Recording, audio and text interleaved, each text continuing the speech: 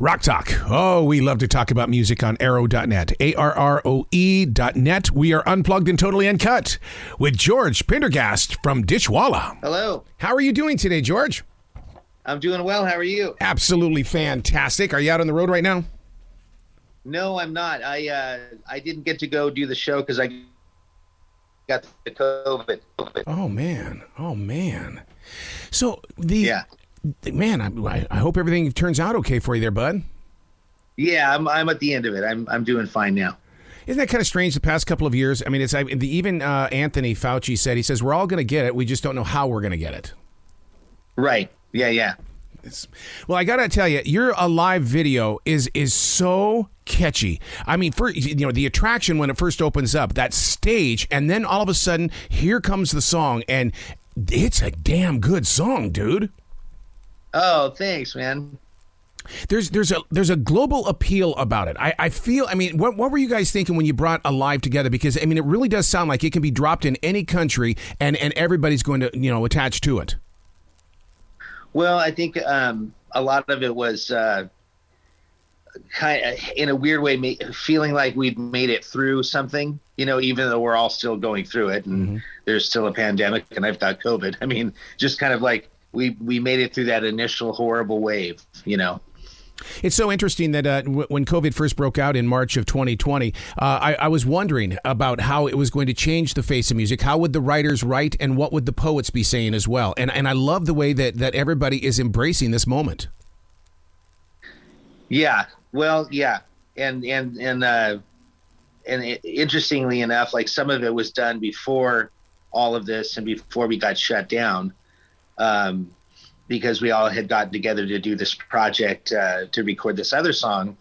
And this was almost like another thing we were working on. But then after we all got back together, after the pandemic kind of stuff was over and started working on material together, this was the one that was like, oh, wow, this like you said, wow, this is really something. This is a really good song, Was it like getting back up on a horse, or was it like, oh man, we haven't played together face to face in such a long time. We've got to retrain our skills. Well, we have in the past taken great pride in the fact that we don't have to rehearse and we can just show up and play a show. And it had been a while. And just the other day, 4 of the 5 of us got together and we played through one of our songs, and it honestly was the worst we've ever sounded, and we were laughing so hard because there was just nothing to do. It's like, you know what? I don't think I can fix this. And so we decided not to play it. Oh my God. God. Yeah, no. To me, I like creative messes like that because from a creative mess comes a new chance that you take in a song, which is the reason why I love live music, because it doesn't have to sound like what was on the record, man. I mean, let me hear my song. Yeah. Yeah, it's funny because there's we come from an era of duplicating the recording perfectly live, but also like you're saying, just kind of going for it. And we kind of split the difference because we do there's a lot of songs where we say, okay, for this middle part, there's no rules. We're just playing. And how we cue each other back in every time isn't even the same. And that's kind of fun because it does allow us to just, kind of improv a little bit and just, have more fun with the live music, live moment. Do you still feel like you're in that teenage garage band? Yeah, a lot of times. Yeah. I mean, what was your very first guitar? I mean, because that's the one thing that a lot of people, we don't get to hear that story because there's no such thing as an inside sleeve of an album anymore. Well, for me, it was drums. Yeah, drums. So you physically, because I've met so many people that start on guitar and then move to drums. So wow, you actually started there. Yeah. Wow. Did that drive your parents crazy? No, I had a dad who was a bass player, and so I think selfishly he bought me drums to have someone to jam with at home. You know how those bass players are. Yeah. So let's talk. Let's talk about that video. Is that staged for real, or is that eye candy? Oh no, that's for real. And anyone from our area knows exactly where that is. And I would hear stories. I never got to do it myself, but all through the '90s, the local drummers would take their drum sets up there and just practice. Because there was nowhere to practice in town without bugging your neighbors. Right. So that was a spot for that, and for watching sunsets and all that kind of good stuff. Just the colors of it. I mean, it's such a piece of art. And I know that listeners are going to go to the video, and all of a sudden there's going to be like a gigantic caravan of people that want to, experience it.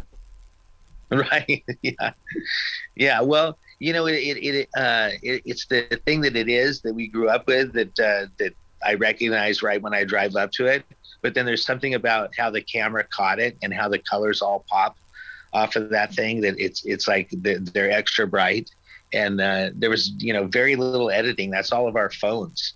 That's not any professional camera gear or anything. That was just a bunch of phones. Oh, my God. Dude, I mean, it's almost like the musician in 2022 has become their own promotion company, their own video making. I mean, you guys are in total control. Yeah. Yeah. Yeah. Well, we do have for the launch of this EP, the help of our label Pavement. And that is doing a lot that, beyond our reach, because they have the ability to reach people on an international level. Yeah. So that's been kind of fun with this last release. 25 years ago, when you guys first chummed up and stuff like that, I mean, the EP was, well, they didn't really talk about it, but I mean, nowadays, I mean, the EP seems to be that one thing that we're gonna push it and we're gonna get out there like it's an album. Yeah. And I think most of that's because the consumer doesn't necessarily buy the 12 to 13 song release anymore. They buy one or two, downloads from the release. Yeah. So do you think TikTok will affect music, or has it affected your music and stuff like that, knowing that people sometimes only want a minute and 45 or even 2 minutes? Well, I would like for one of our songs to take off on the TikTok because it is funny how many songs that I hear about from my kids that are from TikTok.